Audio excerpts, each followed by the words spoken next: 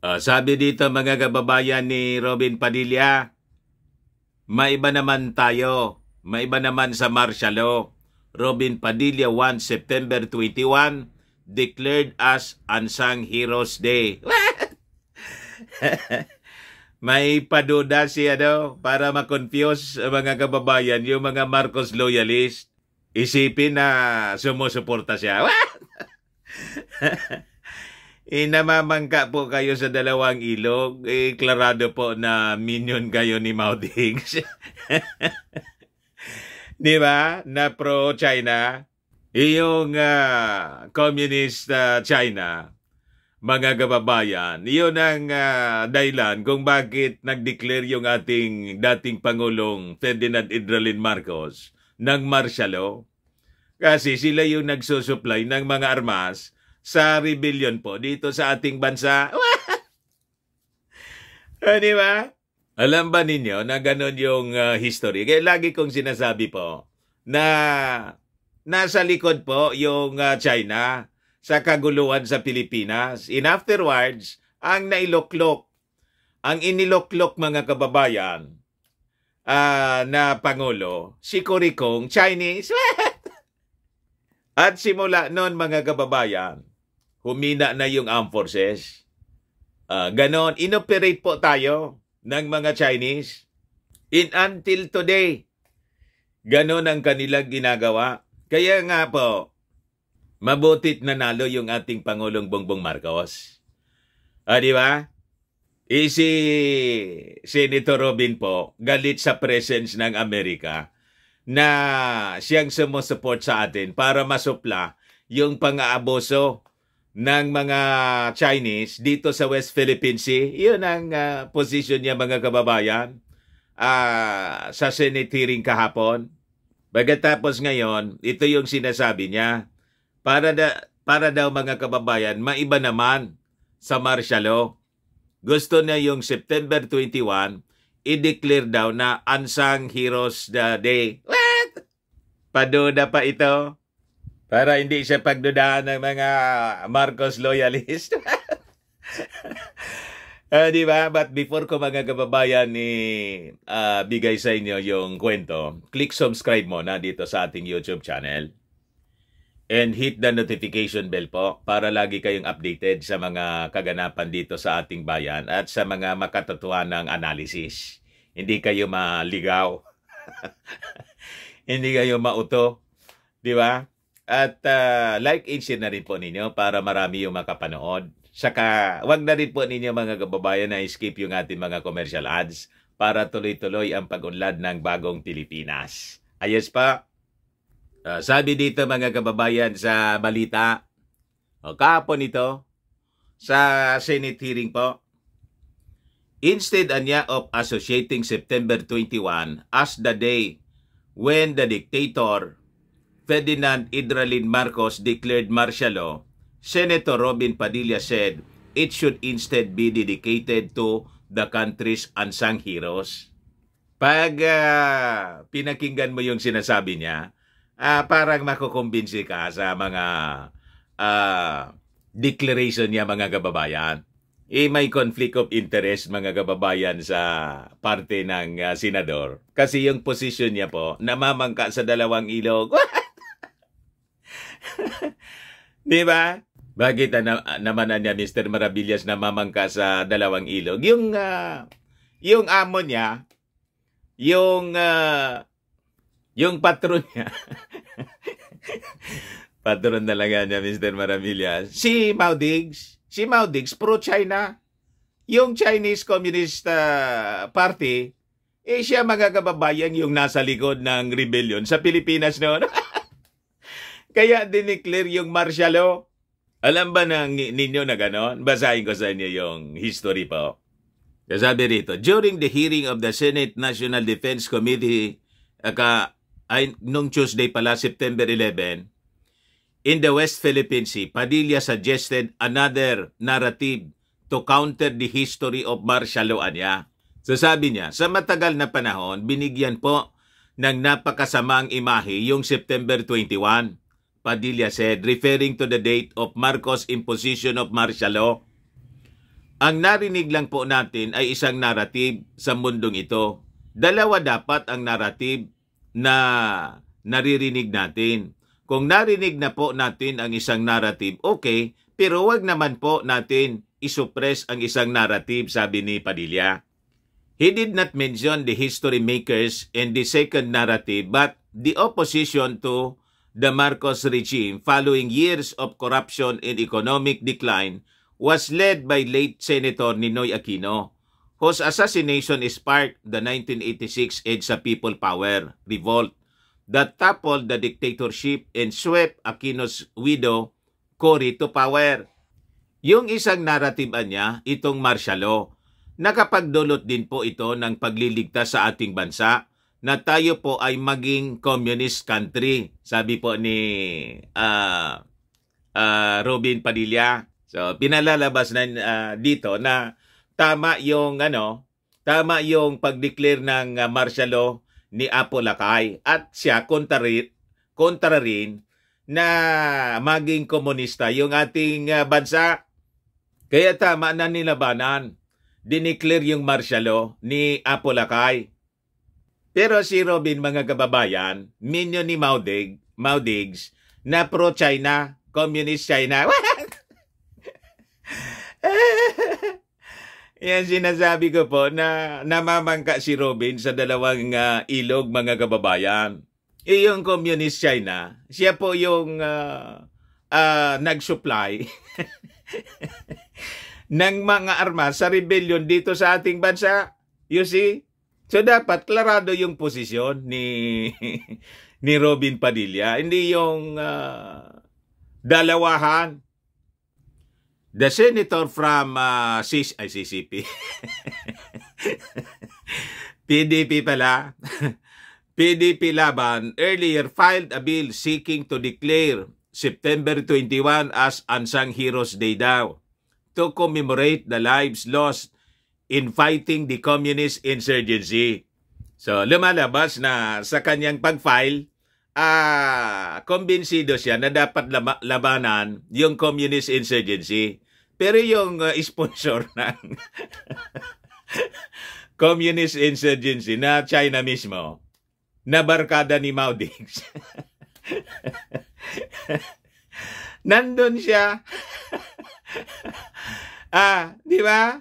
Nandun siya. Barkada niya si Maudigs eh. Kung hindi namamangka sa dalawang ilog yung tawag doon, anong tawag po ninyo, mga kababayan?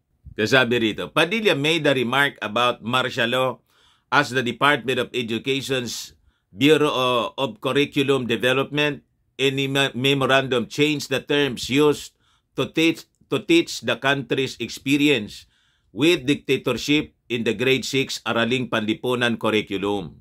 The new curriculum now refer to the dictatorship without associating it to the Marcoses by changing the lessons on the diktadurang Marcos. Yung galit na galit dito yung mga militant congressmen. Or Marcos dictatorship to just diktadura o dictatorship. Inalis yung Marcos. The move was spanned by critics and human rights groups who vowed never to forget the martial law abuses. Ayan po ang kwento rito. O ngayon, para alam ninyo, ma-refresh yun. Siguro yung iba alam ninyo kung ano yung kwento, lalo yung mga matatanda, na during the martial law, kaya dineclare po ng dating Pangulong Ferdinand Idralin Marcos yung martial law kasi lumakas ng lumakas yung rebellion, yung kaguluhan dito sa ating bansa. Ngayon, siguro, few of us ngayong panahon na to, ang nalalaman, ang alam pala na ang sponsor po nito, si Mao Zedong, yung leader mismo ng Communist China, sila yung nagsusupply po. Basahin ko sa inyo. MB Karagatan Incident, Wikipedia. I-search ninyo. Sino ba yung, ano ba yung MB Karagatan? Ito yung nagsupply ng mga armas noon na tumindi yung kaguluhan. yung rebellion dito sa ating bansa na na-intercept ng ating mga authorities. Kaya po, to suppress the rebellion, mga kababayan, dineclare ng dating Pangulong Apo Lakay yung martial law, September 21. Ay, ito yung kwento. I-search ninyo po. Wikipedia. Hindi po ako may gawa ng kwento nito. Ito, base mga kababayan sa history. Basahin ko sa inyo. Sabi rito, MB Karagatan Incident. The July 1972 MB Karagatan Incident was an unsuccessful attempt by the New People's Army, the armed wing of the Marxist-Leninist Maoist Communist Party of the Philippines, to smuggle armaments from China. Kita ninyo? Mayhan po yung China into the Philippines via the ship MB Karagatan. Ayan po. Ayan ang picture, mga kababayan. Kuninto po ito ni Colonel Corpus. Saan daw galing yung mga armas? Galing po sa China. Kay Mao Zedong. You see? The smuggled armaments, mga kababayan, the incident pala is notable for having been cited by President Ferdinand Marcos Sr. as one of his reasons po for imposing martial law in the Philippines in September 21, 1972. Ito po, background in planning, sabi rito. Pagkita ko sa inyo. Background in planning. Paano daw yun nangyari? Ano yung istorya? Sabi dito. Jose Maria Sison, the founder of the Communist Party of the Philippines, requested Chinese aid. Humingi ng tulong po sa China. Kasi yung China po, Communist China.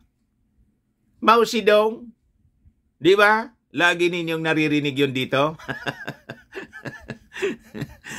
Si Mao Diggs. Requested aid for military and monetary support. Military and monetary. Military, mga armas, pati kwarta po.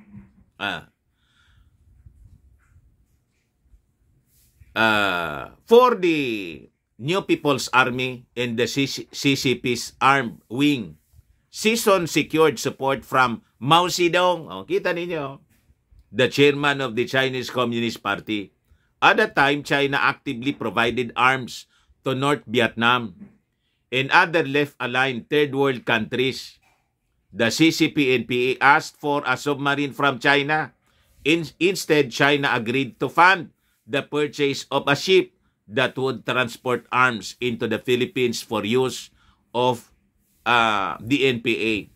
Sison sent Fidel Agkawili to Japan to purchase an old 91-ton 27.43 meters steel-hulled fishing trawler, which was known as the Kishimaro. Kishimaro was rechristened as MB Karagatan, pinangalanan pong bago. Binansagan, mga kababayan, na MB Karagatan. So binili pala yun sa Japan. The MB Karagatan went to Fukien, modern-day Fujian, where it was located with 1,400 loaded. Kinargahan po ng 1,400 firearms intended to be smuggled into the Philippines. The ship left China by the end of June 1972. Kaya po, yung China po, mga kababayan, hindi man natin po barkada. Kaya po, kung nakikipagbarkada kayo sa... may mga leaders po ng ating bansa nakikipagbarkada sa sa China. Tingin ninyo. Kailangan nating isupport yung mga nakikipagbarkada sa China na mga leaders natin. Yung China po ang nasa likod ng kaguluhan na sa ating bansa. Yung intensyon nila, i-weaken po. Yun ang kinikwento natin palagi. To weaken our political leadership. Yun ating armed forces. Para makabuilo po sila, matagal na plinaning po nila. In-influence nila yung politika. Until today, yun ang ginagawa nila. Ano, Senator Robin? Kumusta naman yung statement mo doon na nagagalit ka na yung Amerika ay sumusuporta sa atin? Ayaw mo na nangingialam yung Amerika. Paano hindi mangialam yung Amerika dito na may mutual defense treaty tayo? Alangan man sa China tayo hihingi ng tulong sa issue ng West Philippine Sea na sila yung nangangamkam ng ating territory. Ayan tuloy, nilecturean ka ni Batong Bakal, isang maritime expert. Di ba hindi ka nakalusot doon sa mga gusto mong itanong? Laging nasusupla yung inyong mga statement po, yung inyong mga sinasabi, na pinapalabas mo na nagpo-provoke yung Amerika rito. Paano mag-provoke yung Amerika? Tayo humingi ng tulong sa Amerika kasi ang nagpo-provoke yung China. Sabi ni Batong Bakal, na-heighten yung tension kasi unang-una, nagre-resupply mission man lang tayo doon. Di ba? Sila niya yung nag-laser attack, sila yung nang-harass, sila yung nang-block, sila yung nag-water cannon. Sila yung nag-increase ng tension. Binabaliktad ni Senator Robin. Pinapalabas yung presence ng mga Amerikano, yun ang nagdahilan kung bakit na-heightened yung tension dito sa West Philippine Sea. Ang nagsimula po ng tension, hindi yung Amerika. In fact, pinapabayaan tayo. Kung hindi tayo humingi ng tulong, kasi si Mao Diggs hindi man humingi ng tulong kasi barkada nga eh. Okay lang sa kanya maging province tayo. Di ba? Pinabayaan niya for 6 years. Yung sinasabi mo na wala man na niyang ganyan. Anong wala? Tingnan mo yung history. Walang harassment na tulad ngayon kasi unang-una, pinabayaan ni Mao Diggs, sinayaan lang sila kung ano yung gawin nila. Umabante ng umabante. Ito na tayo ngayon. Hahayaan natin na ganon, ipagpatuloy yung sinasabing foreign policy ni Mao Diggs na barkada lang yung China habang nilalamon tayo yung ating territory. Papayag tayo sa ganon? Now you know.